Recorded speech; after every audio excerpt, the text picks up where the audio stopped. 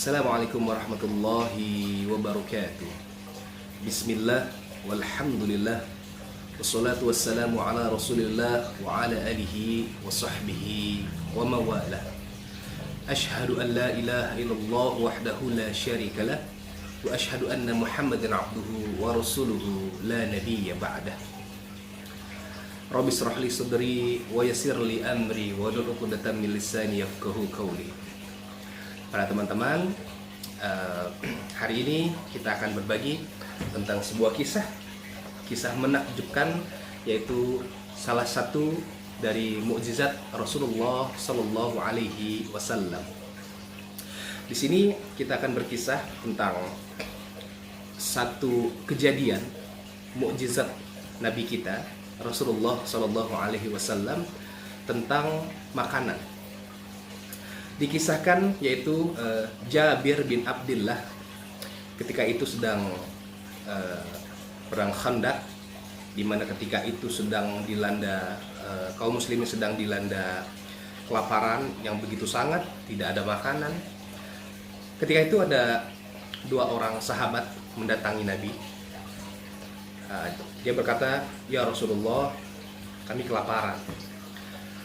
Kami sudah 3 hari ini tidak makan dan tidak ada makanan." Dua orang sahabat itu menunjukkan perutnya, dibuka bajunya, dikasih lihat, "Ya Rasul, kami lapar." Dia mengganjalnya dengan 2 buah batu, sahabat itu. Lalu Nabi tidak berkata apa-apa, lalu Nabi langsung membuka bajunya. Nabi menunjukkan bahwa ternyata di dalam perut Nabi itu ada 3 buah batu, yang menunjukkan Nabi itu sebetulnya juga lebih lapar, ya kan? Nah, ketika itu Jabir bin Abdillah melihat Nabi. Begitu dia ketahui Nabi sedang lapar, Jabir bin Abdillah langsung minta izin kepada Nabi. "Ya Rasulullah, izinkan aku pulang ke rumah." Kata Jabir seperti itu. Kata Rasulullah, "Silahkan, kau boleh pulang, tapi ingat nanti balik lagi." Gitu. Singkat cerita, Jabir pulang ke rumahnya. Ketika Jabir pulang ke rumahnya, dia langsung menemui istrinya. Lalu dikatakan kepada istrinya, "Ya istriku, ada berita yang sungguh menyedihkan, yaitu pada saat ini Rasulullah SAW dan kaum muslimin sedang dilanda kelaparan, yaitu tidak makan. Kira-kira apa yang kita punya, wahai istriku?" Lalu istrinya menjawab, "Hai Jabir, kita hanya punya 1 ekor kambing kecil dan 1 sak gandum." Ya udah, kata Jabir, "Bagaimana kalau kita bikin kari?" Akhirnya singkat cerita, dimasaklah kari kambing, disembeli, lalu dimasakkan, dibuat kari, dan gandumnya dibuat masakan. Lalu istrinya berpesan, "Hai Jabir, kau undanglah Rasulullah beserta 3 atau 4 orang saja, jangan lebih, makanan tidak cukup." Gitu kan, kalau kau undang lebih banyak, aku tak bisa tanggung, ini makanan cuma sedikit, 1 kambing kecil dan juga 1 sak gandum. Baiklah, kata Jabir. Singkat cerita, Jabir langsung menemui Rasulullah. "Ya Rasulullah," kata Jabir, ngomongnya pelan-pelan, "Ya Rasulullah, di rumahku ada sedikit makanan. Aku punya 1 anak kambing dan 1 sak gandum. Jika boleh, aku mengundang engkau ya Rasulullah bersama 3 atau sampai 4 orang saja."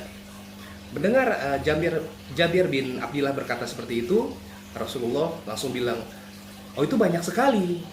Kata Rasulullah SAW, "Itu banyak sekali." Jabir terdiam. Langsung tidak banyak cerita, Rasulullah, Nabi kita langsung berdiri di depan kaum Ansor dan Muhajirin yang ketika itu ada 1.000 orang.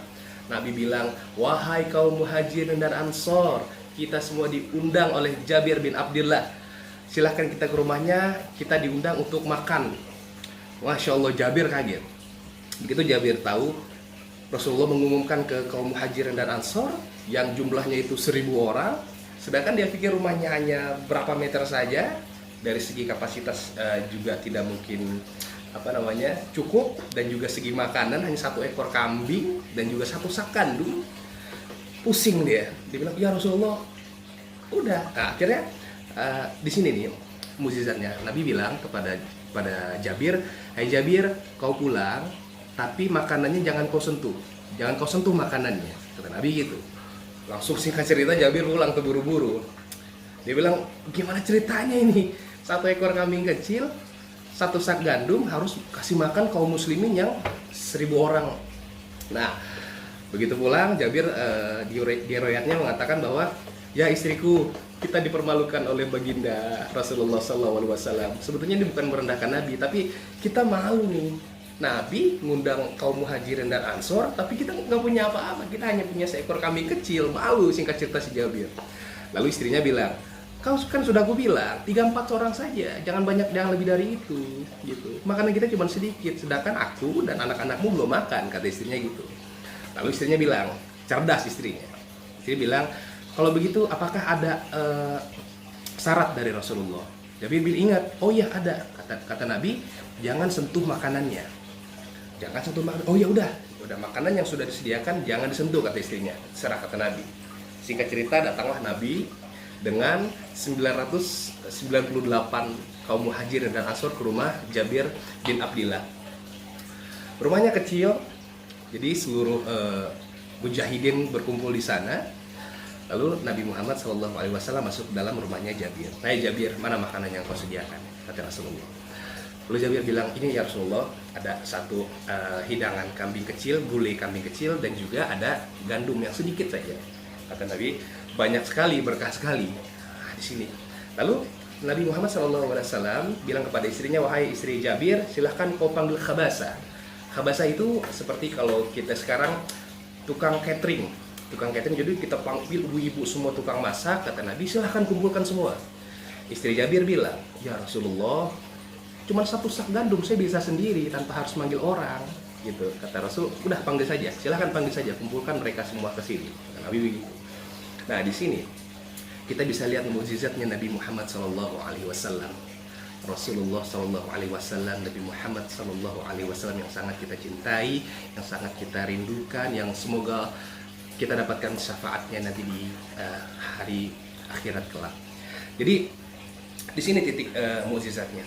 Nabi katakan, ya Jabir, tugasmu adalah memanggil kaum muhajirin dan ansor yang ada di luar. Panggil 10 orang untuk masuk ke dalam rumahmu ini. Rasul bilang begitu. Lalu singkat cerita, makannya itu didoakan oleh Nabi kita. Dan tahukah kita semua bahwa 10 orang yang masuk itu ke dalam rumahnya Jabir bin Abdillah, dia makan tanpa dibatasi oleh Nabi. Disendokin sama Nabi, tapi anehnya dalam kisah ini, maraknya atau gulenya dan juga cuilan gandumnya itu tidak berkurang sama sekali. Anda bayangkan 1000 orang makan satu kambing kecil, tidak dibatasin sama Nabi. Semua orang mau nambah silahkan.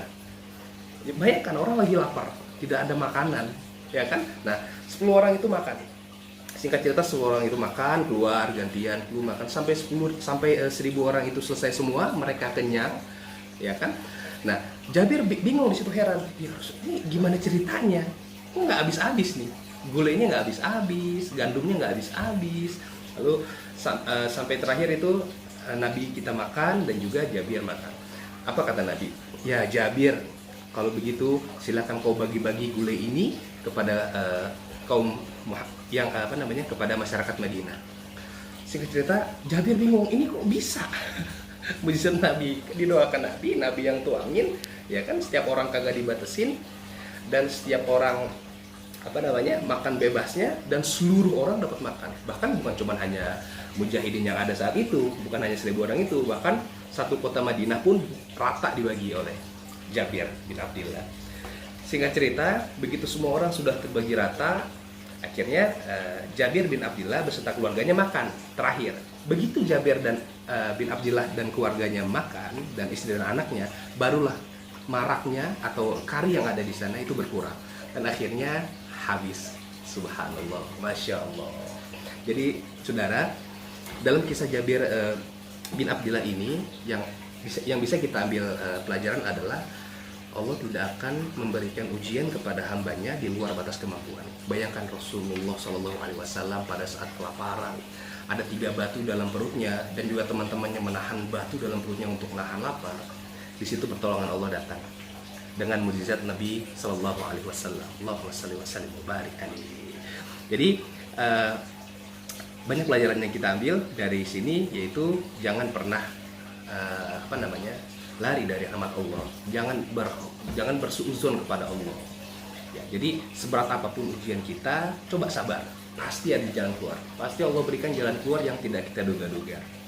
Baik, cukup sekian cerita tentang Jabir bin Abdullah yang bisa kita ambil hikmahnya. Insya Allah nanti ada beberapa kisah-kisah menarik lagi dari baginda Rasulullah SAW yang bisa kita ambil pelajaran.